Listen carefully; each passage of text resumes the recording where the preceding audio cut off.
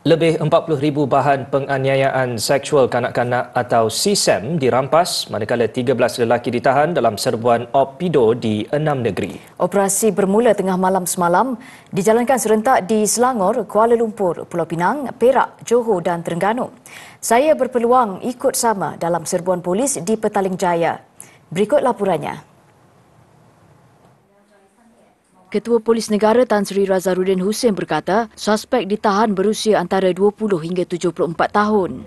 Operasi dijalankan polis dari bahagian siasatan seksual wanita dan kanak-kanak di 11 Bukit Aman dengan kerjasama Suruhanjaya Komunikasi dan Multimedia SKMM.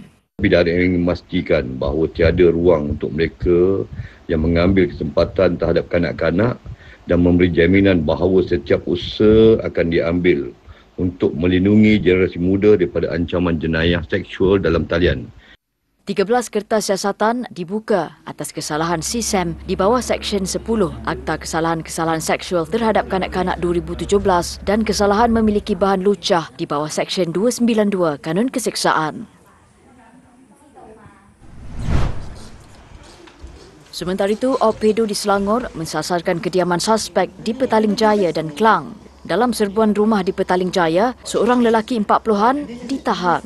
Saya kini berada di hadapan kediaman salah seorang suspek yang disyaki mempunyai koleksi bahan penderaan seksual kanak-kanak ataupun CSAM. Dan kami akan melakukan serbuan di mana suspek disyaki menyimpan koleksinya di dalam komputer miliknya. Operasi ini diketuai Senior Assistant Commissioner Siti Kamsi Hassan yang juga Ketua Penolong Pengarah bahagian di 11 Bukit Aman. Suspek yang tinggal bersama ibu bapa, isteri serta 2 orang anak didapati menyimpan bahan pornografi dalam cakra keras luaran atau external hard disk, telefon bimbit serta cakra padat. Lelaki yang bekerja di kedai perabot milik bapanya ini mendakwa tidak menyedari perbuatannya satu kesalahan.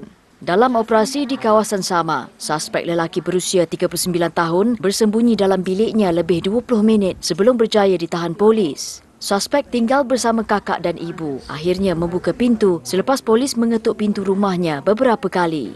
Pemeriksaan menemui lebih 3,500 bahan lucah termasuk melibatkan kanak-kanak. Suspek mengaku mendapat bahan lucah itu dari permainan dalam talian.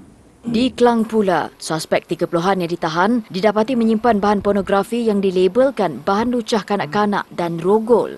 Polis mendapati terdapat 3 fail dalam komputer miliknya yang dimuat turun pada hari serbuan dibuat, manakala yang lain dimuat turun awal tahun ini.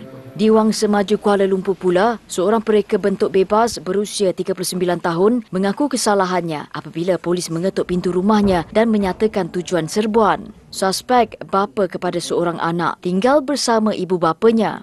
Suspek mendakwa memperoleh bahan lucah melalui kumpulan Telegram dengan membayar RM50 untuk menyertainya. Laporan Farah Nabilah Wazir, TV3.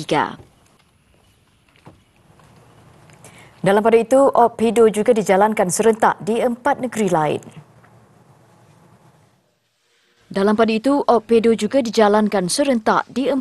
lain. Di Pulau Pinang, seorang suspek yang ditahan mengaku memiliki CSAM kerana minat melihat kanak-kanak yang disifatkan segar. Dia yang juga seorang jurutera berseorangan di rumah semasa serbuan dijalankan di kediaman 3 tingkatnya. Isteri dan anaknya sedang bercuti. Lebih 2,000 bahan lucah dirampas. Di Johor, suspek berusia 33 tahun disyaki memiliki lebih 2 terabyte bahan pornografi termasuk melibatkan kanak-kanak. Pemeriksaan mendapati suspek yang juga operator pelancongan di Singapura mempunyai lebih 2,000 gambar dan video berunsurkan pornografi termasuk CSAM. Di Terengganu, seorang lelaki berusia 30-an dicekup menyimpan bahan lucah dalam 2 telefon pintar. Suspek tiada di rumah semasa serbuan dilakukan.